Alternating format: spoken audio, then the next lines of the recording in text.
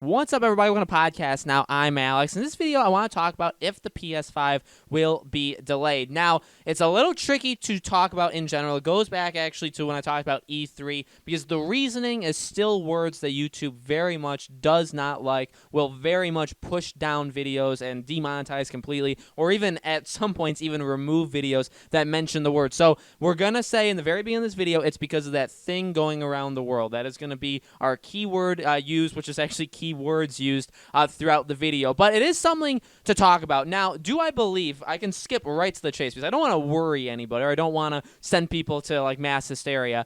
Do I think that the PS5 could be delayed because of this? I really don't. I guess I hope that it doesn't, but I also don't believe that it will. Whereas with E3, I think because it's so close, because it's a lot of humans interacting with each other, because it's kind of in an area that's somewhat of a hotbed of things. Again, we're not going to go further than that. I feel like E3 is definitely in a whole lot more danger for those like three reasons right there. Whereas the PS5, like, yes, production and stuff like that, I guess you could say there could be some problems. Last we heard from like official things from Sony is that no, it does not, what's going on does not affect the PS5's development. Like literally the production of these consoles, shipping them out worldwide, stuff like that, it does not affect them. I believe Nintendo Switch is the only one that does. Nintendo is being affected by this, where there are Switch shortages because of it. So I don't think when talking about, will the PS5 literally be delayed because of this? I don't think it will. Now, one thing to note, though, is the PS4 was released in North America November 15, 2013.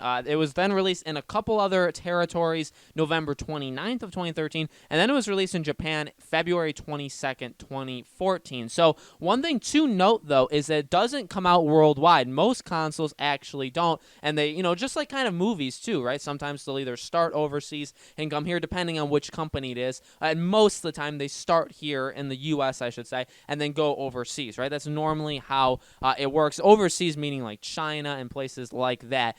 But so when you look at that, I mean, already the PlayStation 4 and consoles in general don't do like a wide-scale release, but with the growing concerns of this thing, you could argue, would it be delayed in further territories? If their plan was to try and get it out in as many places as possible in 2020, could that be changed because of this? Honestly, that part, yes. Depending, because it's so far away. It's in the fall, obviously, and it's a lot of months away, right? It's like 7-8 months away at this point. That's a long time to honestly predict something like this. But again, do I think it's going to get delayed in the U.S.? I really don't think so. I think one of the good things with what's going on around the world, that by itself is not a good thing, but when it comes to like the gaming industry, is I feel like it gets less affected than things like movies. You have to go out to the actual theater to see, and you put all this time, all this money, if you're the company, right, making these movies and getting them out there, and then you literally, in order to make money, people have to go to your theater, or go to theaters in general, right, around the world, and purchase the ticket and watch your movie. And if they're not doing that, they're not going to be helping you at all. With video games, it's a lot different. You really, already, the physical media of gaming is dying, right? So a lot of it's gone to digital, which is fine, and I'm a big fan of that. I still actually buy probably half and half my games physical, half of them digital, but I used to buy literally every single thing physical. So from me saying that, I feel like that's a big deal from me saying it like that.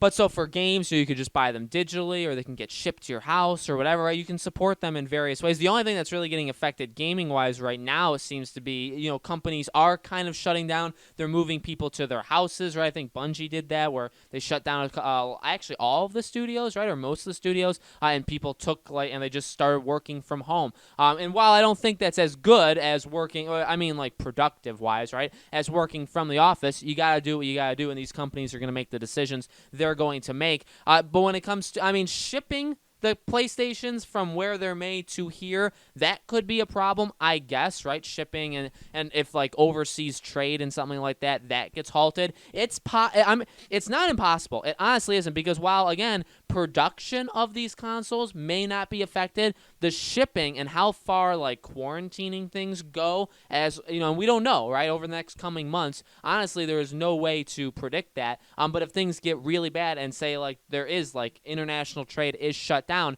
stuff like that, or shipping in general, those kind of things would be affected. We literally wouldn't be able to get the PlayStation 5. So it is possible. Do I think it's going to get that bad in the fall to get to that point? I honestly don't. I truly, truly don't. I would be absolutely shocked if it got delayed, because really, again, like we're seeing movies be a little concerned, but that's mainly because people just aren't going out literally outside to the theaters with large group of people. People aren't doing that. But gaming-wise, you know, games are still releasing as they are. Yes, conventions and stuff, and like I said, E3. E3 is a big one, and there's a lot of conventions. I believe there's already been, you know, like Comic-Cons and PAXs and things like that. Things like that have already been shut down or, you know, canceled, postponed. Tournaments, live tournaments, stuff like that. A lot of things are getting canceled, but they're like gathering. So like if Sony was planning like a New York City, which I believe they did that with the PS4, right, where they did like a New York City launch party, something like that, probably not. Something like the PS4 reveal event where they invite all of this media to a thing. That was seeming less and less likely as time was going on anyway, and now that all of this stuff has happened, I really don't see that happening. I really feel like it would be just the biggest and greatest state of play we've ever seen in our lives to announce the PS5. I think that is the path they would go. I don't know if they would like rent out or they would, you know, have their own one. They're like a convention stage or whatever and invite all these people from the media there and say, hey, here's everything. I don't know if they would do that just because of the possible risk. But truly, again, one more time, I really don't think anything's going to happen in terms of a delay. I feel like at worst, if like trade and stuff were to be shut down, then yes, I mean, getting the consoles to be imported here would be a pretty difficult thing, and that would be the only thing I think I'd be worried about. The gaming industry, again, out of all these entertainments, I guess TV shows, right? But even them, there's some like cancellations like Mission Impossible. They stopped filming, right, because it was in Italy. And so like TV shows, movies, things like that, they are definitely getting affected a whole lot more than games. Gaming-wise, it's just companies may have to start working from home, and again, we've seen a couple examples of that. But that is, as of right now, that is about as bad as it's getting. But we will obviously continue to monitor the situation. If you guys see anything as well, you can always let me know on any of these videos, on Twitter, on Discord, all that stuff. The links for those are always in the description below. Thank you guys so much for watching. Make sure you guys are subscribed to our YouTube channel, Podcast Now. Hit that bell icon so you guys know when these videos go up. And again, thank you so much for your continued support. You guys truly mean the world to me. I hope to see you all on the next video.